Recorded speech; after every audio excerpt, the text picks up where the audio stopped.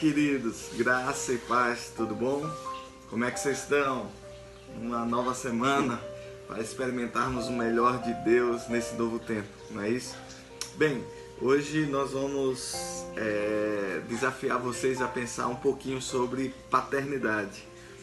Bem, eu queria usar o texto de Tito, capítulo 1 e o versículo 4 e 5. Paulo diz a Tito o seguinte: a Tito, meu verdadeiro filho, em nossa fé comum, graça e paz da parte de Deus Pai e de Cristo Jesus, nosso Salvador. A razão de tê-lo deixado em Creta foi para que você pusesse em ordem o que ainda faltava e constituísse presbíteros em cada cidade, como eu o instruí. Então, quero usar esse texto aqui para falar um pouco sobre paternidade, porque paternidade implica em pelo menos dois aspectos em relação aos filhos, né? Implica em dar raízes e também asas. Então, poderia resumir a paternidade nessas duas funções básicas. O pai é aquele que dá raízes e asas. Em outras palavras, ele dá fundamento e destino. E esse equilíbrio é que precisa haver em toda a relação de paternidade. Eu vou dar alguns textos bíblicos para exemplificar. Aquele que diz: ensina a criança no caminho que ela deve andar. Então aqui a gente está falando justamente de raízes, justamente de fundamentos. Todo pai precisa trazer esses fundamentos, esses princípios, esses valores na vida da criança. Então, enquanto ela é criança, você ensina, você constrói valores, você exemplifica isso com a sua própria vida. E depois eu podia exemplificar o texto de Salmo 127, 3 e 5. Como flechas na mão de valentes, assim são os filhos, né? E isso implica em fazê-los voar, em dar destino para ele. É o pai que lança mão do filho e direciona ele para um alvo, e nesse processo é o pai quem ativa o destino profético do seu filho.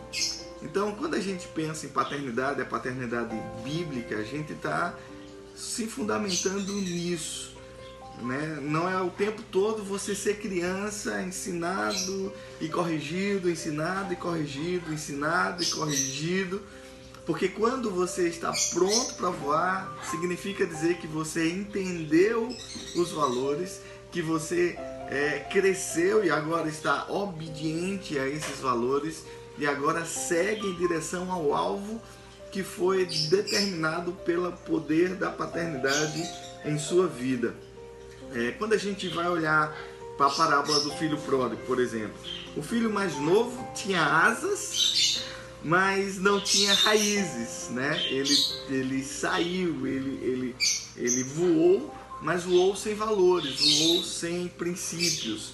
Enquanto o filho mais velho tinha raízes, mas não tinha asas, não sabia lidar com tudo aquilo que já estava na sua mão, que ele já tinha entendido, que ele já tinha absorvido. Então a gente precisa ter equilíbrio nessas coisas, porque não adianta, por exemplo, uma aljava cheia de flechas se eu não tenho um corajoso disposto a direcionar essas flechas para um alvo, né? Um pai que tenha essa determinação de fazer o filho acertar o seu alvo. Então é um conjunto de valores, né, que o pai precisa ter e o filho precisa ter nesse relacionamento para que a paternidade ela possa existir.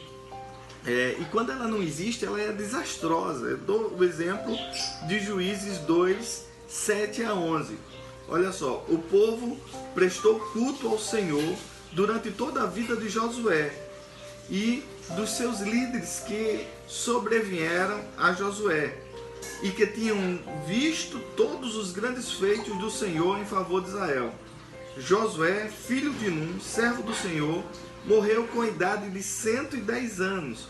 Foi sepultado na terra da sua herança, em Timate-Heres, nos montes de Efraim, ao norte do monte Gaás, depois que toda aquela geração foi reunida a seus antepassados, toda aquela geração abaixo de Josué morreu, surgiu uma nova geração que não conhecia o Senhor e o que ele havia feito por Israel. Então os israelitas fizeram o que o Senhor reprova e prestaram cultos a Balaíns. Aqui é um exemplo claro de que quando falta paternidade, falta, sabe, esse direcionamento, essa condução, né, para que a próxima geração alcance o alvo, para que a próxima geração possa se firmar nos projetos do céu, nos sonhos de Deus para a vida dela.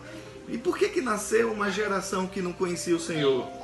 Porque faltava pais espirituais para direcionar os filhos para aquele alvo, né? Porque são pais que dão destino aos filhos através do que eu falei, né? Através de fundamentos, através do ensino, para que ele possa ter justamente essa raiz profunda e essa liberação de acordo com um direcionamento que vem de Deus. E a gente vê uma geração perdida quando a gente confunde ou vê pessoas confundindo a relação de paternidade com a relação de serviço, né? E são relações bastante diferentes, né? O empregado quer sempre chegar mais tarde e sair mais cedo. Essa é a relação de serviço. Eu vou servir a Deus, né? Mas o filho que chega, tem aquela relação de sempre chegar mais cedo e sair mais tarde. Não sei se vocês conseguem identificar, porque isso mostra claro que tipo de relação nós temos com Deus. Se nós somos aquele filhos relaxados ou nós somos aquele filho que entendeu o propósito, que entendeu que faz parte de uma continuidade daquilo que Deus está construindo no decorrer do tempo. Então a pergunta que fica é: como você serve a Deus? Isso mostra muito o nível de paternidade que você experimenta do Pai, né? Porque você serve a Deus como filho, né? Aquele cara empolgado, mergulhado no propósito, que entendeu o coração do Pai, que vai além do que é pedido, que chega sempre mais cedo, que sai sempre mais tarde, que está sempre priorizando, porque sabe que há um contexto geracional, um contexto histórico, um contexto de sucessão de propósito na vida dele, né? Essa é a verdade, né? Que nós não podemos lutar contra ela, porque ela é pelos frutos que a gente sabe que tipo de relação nós temos com Deus, né? É pelos frutos. Servos fazem apenas o serviço, mas são os filhos que colocam em ordem. Por isso que Paulo olhou para Tito e disse: olha, vou deixar você em Creta, porque eu quero que você coloque em ordem as coisas. Não era para que ele simplesmente organizar qualquer um organiza. Ele está falando aqui em pôr em ordem, colocar propósito, colocar direcionamento, né, que vem direto do céu. Porque só os filhos conseguem colocar em ordem o que ainda não está. E isso vai muito além do que simplesmente organizar algo, do que simplesmente, usar o talento. É o que eu falei, aquela questão, né, do dom e da unção. Tem muita gente que tem um dom, mas que não tem unção. O dom é a habilidade para fazer algo extraordinário, para impactar as pessoas. Já a unção é uma capacitação sobrenatural de, quando as pessoas olharem para a sua vida, ver um direcionar de Deus dentro daquele dom, né, para um propósito que o Senhor está conduzindo, né? E ele coloca em ordem a partir da sua natureza. Colocar em ordem flui a partir da nossa identidade, do propósito que temos com Deus. Aí a gente consegue entender muito mais do que fazer as coisas de forma correta, organizar as coisas de forma padrão ou excelente. Quando a gente fala em organizar, a gente precisa entender que só se organiza nesse aspecto aqui que Paulo está pedindo a Tito, quando você tem, quando surge essa ação a partir de uma natureza transformada, que entendeu sonhos e propósitos de Deus, que sabe que porque não depende muito do talento. Olha, quando você vai para 1 Coríntios 7, 20, o texto diz: cada um permaneça na vocação em que foi chamado. E a gente precisa entender o que é vocação. Vocação, ela vem do grego vocatel. Voca, palavra. Tel, Deus. É quando eu tenho uma palavra, um conhecimento, mas esse conhecimento tem um carimbo e tem o sobrenatural de Deus. Não é só a tua habilidade, mas a sua habilidade direcionada por Deus, debaixo de uma unção e de um propósito. Tem muita gente que tem talentos, mas não são vocacionados ao chamado de Deus para sua vida.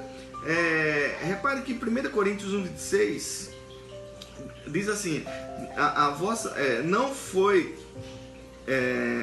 repare que a vossa vocação não foi sábios que foram chamados, né?